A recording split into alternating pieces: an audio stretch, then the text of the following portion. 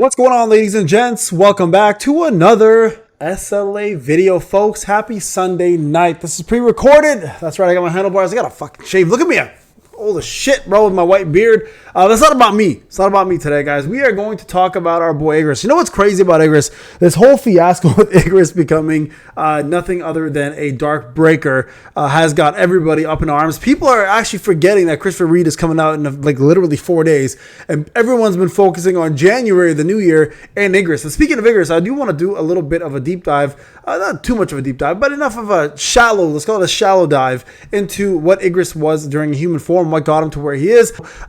So we're going to talk about a little bit about that, his human life, plus his real name that solo leveling the Netmarble team, I guess, decided to give him. I honestly looked around. I couldn't find his real name anywhere. So this is the first time we're kind of seeing this. So I'm going to go ahead and, show you guys all this. And shout out to Nightmare for sending me this. He's like, dude, can you talk about this? I'm like, you know what? There's really not much to talk about. But you know what? There kind of is a lot to talk about. And I'll be honest with you guys. I feel like Igris, as a what if Igris Shadow, the hunter, people were upset about the fact that he was going to be win. Well, it looks like Netmarble definitely learned that lesson quick and went ahead and gave us some service and decided to, from what I'm seeing at this point, officially change him to dark. So we're getting a dark user. Now, I did talk about infusers, guys, and he's definitely going to be an infuser. Now, keeping in mind, infusers are going to play probably dual roles. This is my take from what an infuser is. They will help infuse the elemental charge quicker than most other, classes, but they'll have a dual type. So they'll be like an infuser who's a breaker, infuser who's a support, or an infuser who's a DPS. And it looks like Igris will be, in fact, a breaker, unless they completely change his kit. Now, from what I've seen, the leakers mentioned, specifically Alpha, is that it was a big mistake for people to want him to be dark because his kit was perfect for wind. But you know what? People know what they want. We want what we want, right? Now, before I go into any of this, let's talk about one more thing that I usually do.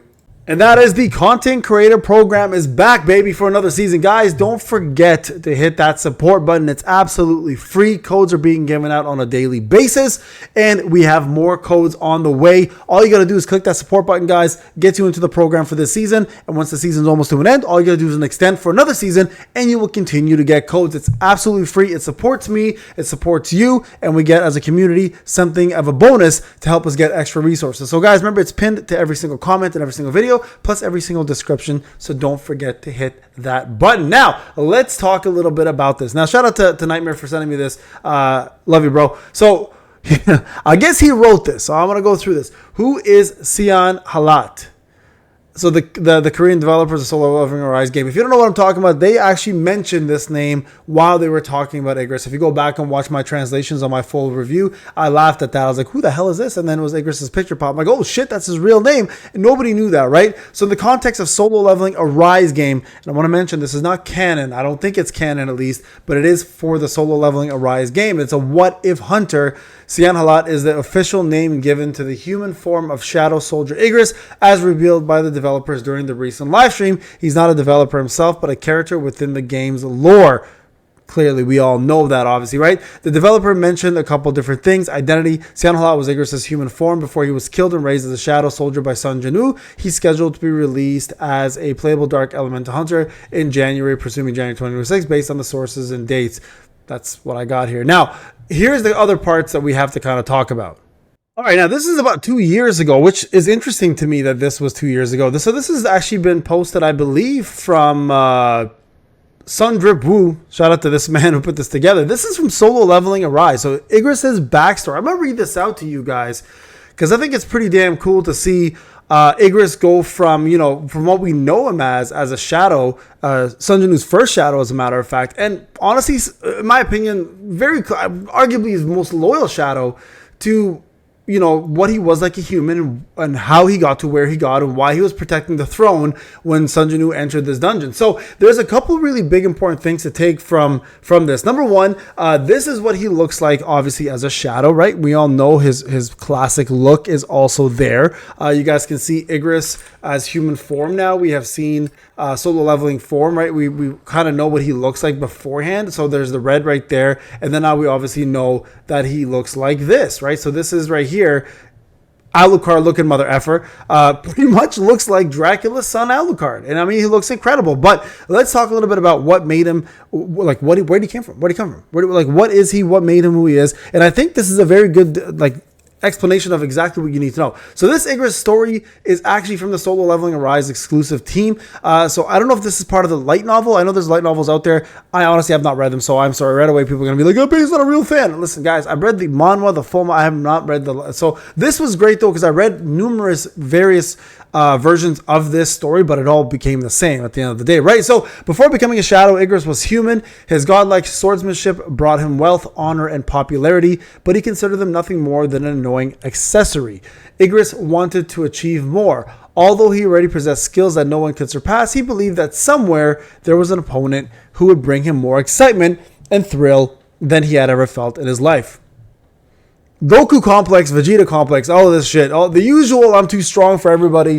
One Punch Man Saitama issues right here. This drove him to be the best no matter the battlefield. He aimed to climb higher. His wish would be fulfilled. Someday, he was sure of it. As his number of victories grew and his achievements soared, his situation didn't change much. Despite his unusual rapid success, his final position was only that of a low-ranking knight. This was partly because of his background and partly because of the jealous nobles around him. Fight the man, baby. Fight the man. But for him, his position as a knight was just a means to an end. The more he saw the battlefield, the faster he could reach his goal. He stood his ground and carried out his duties while withstanding the exhausting barrage of backhanded compliments from the knights, or from the nobles, sorry. The nobles who praised his performance in the early stages of war sensed a shift. The people who looked at Igris with respect and envy now looked at the nobles with a mocking gaze. After all, they couldn't even hold the enemy's armies at bay. And it wasn't just a change in the views of the people. The king had begun to trust Igris more than anybody else and followed him without question. The nobles felt threatened. They began to wring their hands and wonder how long before all the benefits we've enjoyed are stolen by Igris. They came to an agreement. Igris must be killed. The plot that shaped Igris' fate was carried out on the battlefield. Igris' soldiers were surrounded not by the enemy troops, but by their former allies, wrongfully accused of treason. Of course, with Igris' skill, dealing with the noble soldiers wouldn't have been difficult, but he hesitated to defend himself. His brothers, his wife, his children had all been taken by the nobility. Their lives depended on his choice. Once more, his desire to face an even greater challenge arose. He had to make a decision.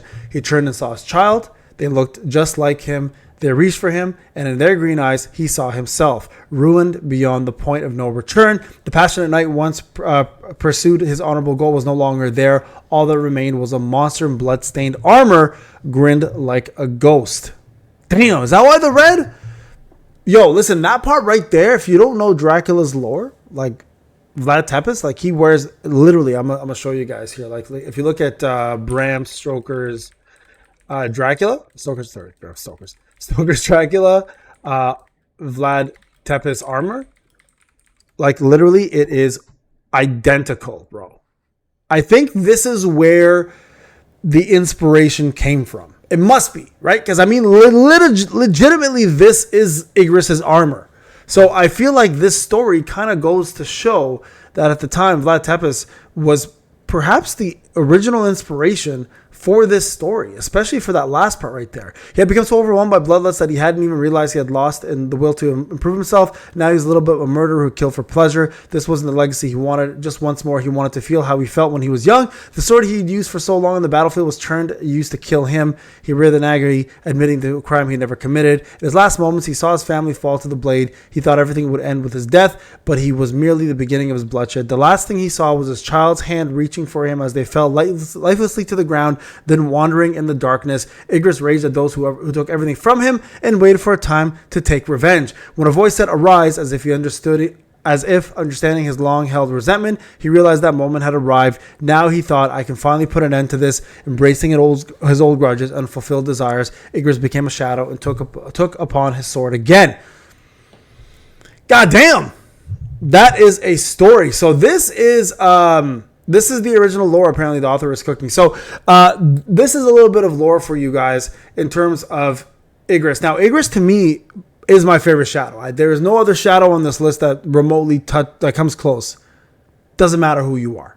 Beru, Belian, doesn't matter. Don't matter. Kamish, Min, it don't matter. Whoever was a shadow at one point or is a shadow now, I think Igris is the coolest shadow and is, to me, the best shadow that Sun Jinwoo could have asked for. So it's amazing to see that story be told and to kind of see where this entity comes from, right? And I think the what if style of storytelling is one of the best ones. So I'm very excited to see how much of that story translates over to the Hunter archives and how much of we can see in the secret library and kind of read upon him based on what Netmarble comes up with. Because that to me is an amazing story told. And I think honestly, Igris deserves a lot of love as a human. And I think the what if story is going to make people fall in love with the not only just the shadow more, but the character as well too. So there you guys go. I'm curious to know what you guys think. If anybody sees this and watches this and says, hey, Payne, the lore is wrong, this was made up, please let me know. If you have a source